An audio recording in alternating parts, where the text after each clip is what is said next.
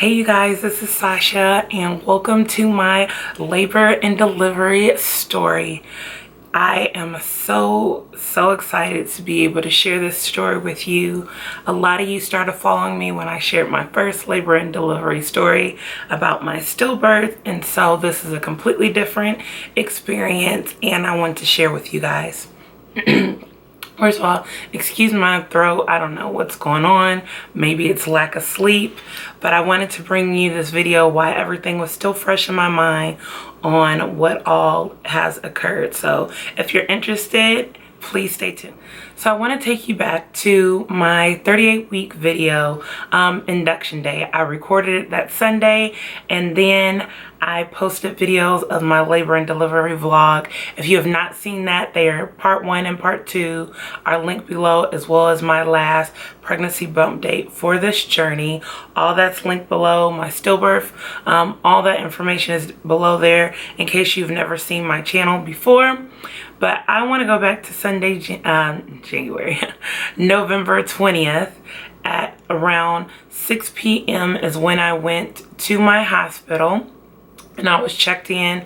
You saw those clips in the vlog. Super easy process. I just had to update my insurance. I was really not having any consistent contractions, but I had some contractions when we went out to Texas Roadhouse for dinner. And so I got in there. They gave me the option of being in suite 9 or suite 8.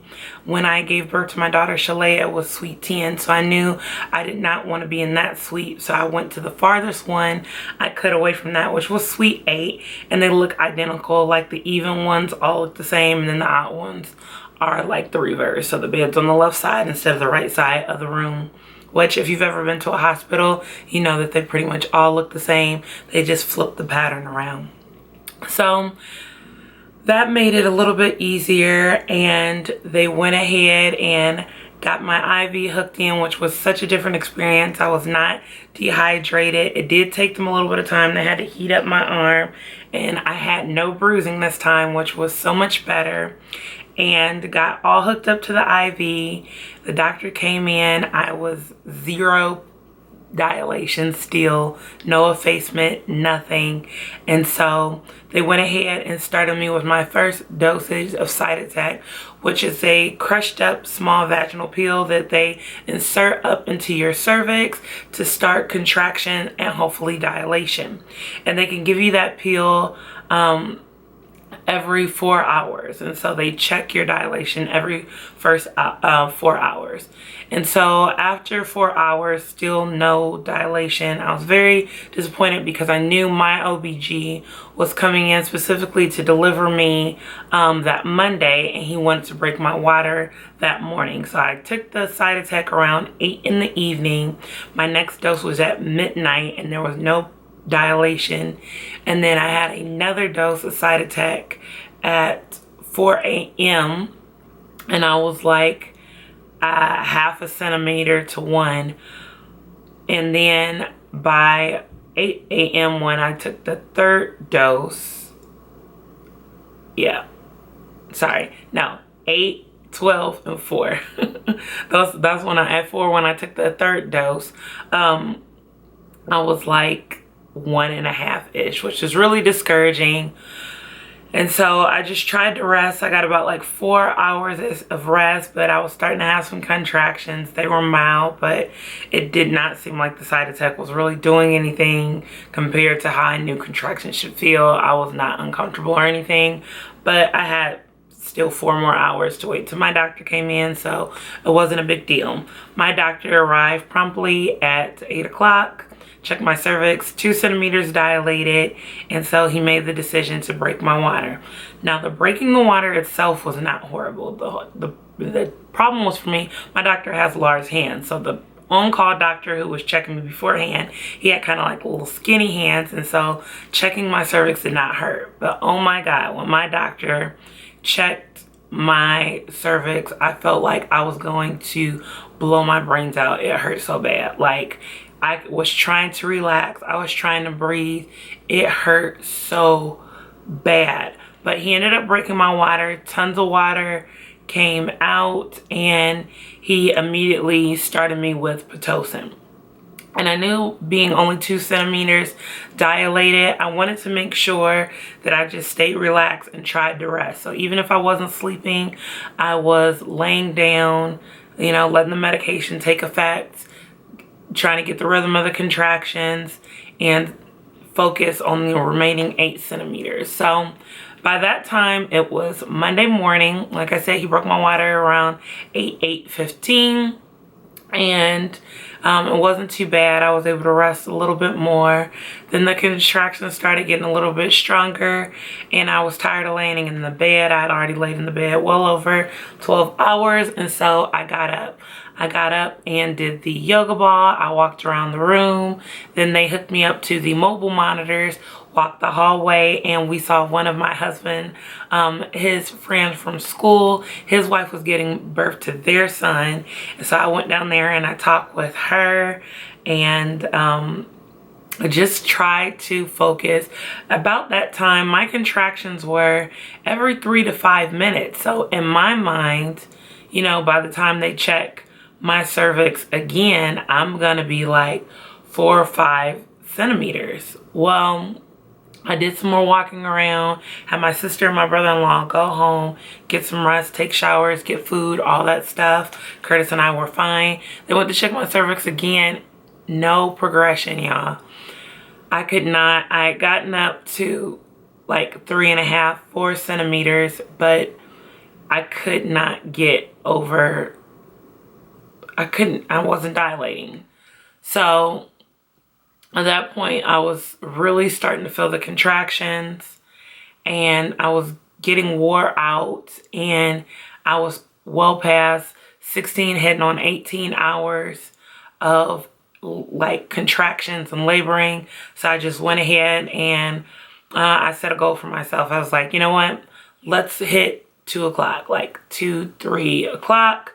And then if I still haven't made any more progression, I'm going to go ahead and get this epidural. And so I think my original goal was 3, but I ended up getting epidural around 2 because, again, I was still at 4 centimeters dilated, and it was just a very slow progression. And I was really getting discouraged because it was like he did not want to come down. And so I got the epidural. The epidural was not bad. Only had to do it once this time, so that was much better. But I broke down and cried. I knew it was going to happen. I cried when I first went into the hospital because it's the same exact hospital I went into with Shalea. Same past triage, same hallways, exactly. And it was emotional for me. So I shed a couple tears there.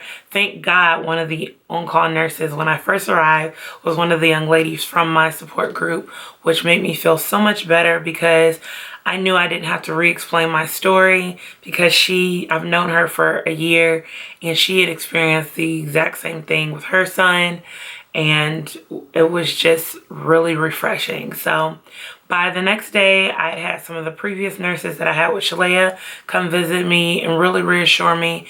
And I had a great nurse named Mona who was just so wonderful. She kept being very positive. She was like, you know, if you're getting wore out and it's 2 o'clock and you're not progressing the way you thought, get the epidural so we can up your Pitocin. Because my Pitocin started off at like 10, and by the end I ended up 24. And so like they really upped my contractions. And so they were doing it every hour. They started off doing it every hour, and then they increased it to every half hour. So I got the epidural around 2, tried to rest a little bit more. And then they started like changing positions because my doctor wanted him to be out by 5, and it was getting closer to 5. So they had me do like different positions, California roll, you know, Texas roll, like higher position on your back with towels and how you lay, because they shift you, you know, shift on your left side, shift on your right to kind of get that baby progressing down on your cervix to help dilate you and get you to that 10 centimeters. And by around 6 o'clock when I got checked again, I had gotten all the way up to a 6, almost a full 7. Okay. because this is the part where it gets confusing. I'm on the medication, and I ended up, I'm sorry I'm all over the place, but it's just a lot, you guys. And it's a story, so I'm telling my story how, you know, I remember it, but it's not necessarily in the chronological order. I'm going back and forth. But I ended up being positive for strep B, so I had to take the antibiotics for that, which ended up being fine because I had it in my system 24 hours before I gave birth. But between that, taking the side attack, not eating like I could have stuff to drink, being tired, and then up in the Pitocin with the epidural, like I felt like no matter what I did, he just did not want to come. So when I was told that I was at a full 7, and then my doctor comes in and checks my cervix, and it's like I went back to a 6, I was confused. Like, my face right now was literally how confused I was. I've never heard of your cervix dilating and then undilating, and the baby had went up, back up the cervix. I could not believe it, because at one point they thought I was almost at an 8. So then to hear 6, maybe 6.5, and that's pushing it, I was just overwhelmed. So they upped the Pitocin even more, and he was like, okay, I can only give you till 8 o'clock. And now, mind you, if you watch my previous video, my last, you know, bump date with induction, it was already like slight tension. My doctor is excellent, but just needing to feel like I'm advocating. And so I knew what he was saying. He was saying if I wasn't progressing by 8 to like 9 centimeters, pretty much, it was going to be a C-section. And so I kept having them up it, and it was like excruciating pain. The contractions were coming so intensely. On the little monitor that you see, it's like between 0 and 100. Like, it was hitting the 100. And I was trying all these positions, being on my back, anything I could do with the epidural and it being safe. Meanwhile, I'm hooked to the blood pressure monitor, so I have to keep my blood pressure regulated, but my blood pressure is increasing. His heartbeat remains fine the entire time, but I am feeling the effects of trying to do all this stuff to get him down. And so about 7:30, I just started feeling pressure on my rear end, and I thought, okay, I've got to be closer. No. When I got checked at 8 o'clock, you guys, little after 8, he even gave me a little bit more time, I was not progressing at all. And I just broke down because I knew what he was about to say. I did not want him to say it. He was like, you're starting to get a fever. Your blood pressure is increasing. You're starting to get stressed. The baby's fine, but you're starting to not be well. I was starting to get a mild fever. Not bad. It was like 99. Blood pressure was going up. Temperature is going up. And even if I could get that far, my water had been broken for 12 hours. And they didn't want me to get any kind of infection trying to wait him out. And so he made the call. And it's one of those things where, see, I'm trying not to cry. I had made the video about my birth plan, but after having a loss, the most important thing I had to focus on was the fact that my son was healthy. And what is the point of him being healthy if I'm starting to jeopardize my health? And I really did not want a C-section. I know that a C-section is not the worst thing in the world because I've gone through it now. But I wanted to be able to push him out. And in my mind, with everything that has happened in my life and my mom passing, I was just scared that I would go back there and I might never see him because something would happen to me. And so I was petrified, and that has to do with how my mom passed, which is a whole nother situation. And just the heightened emotion of already have lost a child. I was just so afraid in that moment that he would make it this time and that I wouldn't, because I was just so exhausted and I just could feel myself fading. And so like the nurses were talking to me, and my husband was talking to me, and my sister was talking to me, and before they took me back there, like they gave me some more medication to numb my abdominal area through the pain medication that the epidural was in. So they just inserted that in there. And we just prayed. And I know everybody's not religious, but I do believe that the prayers of the righteous prevail, and they did in this situation. I was shedding so many tears because I was in hysterics. I didn't want the C-section, but more importantly, if I knew I needed to have it, I wanted to make sure that I would be okay and he would be okay, and that God would guide these doctors and these nurses' hand and the anesthesiologist, because there was a risk that I was going to have to be put under, like, instead of a local anesthetic, which is what I was able to have, which I'm awake.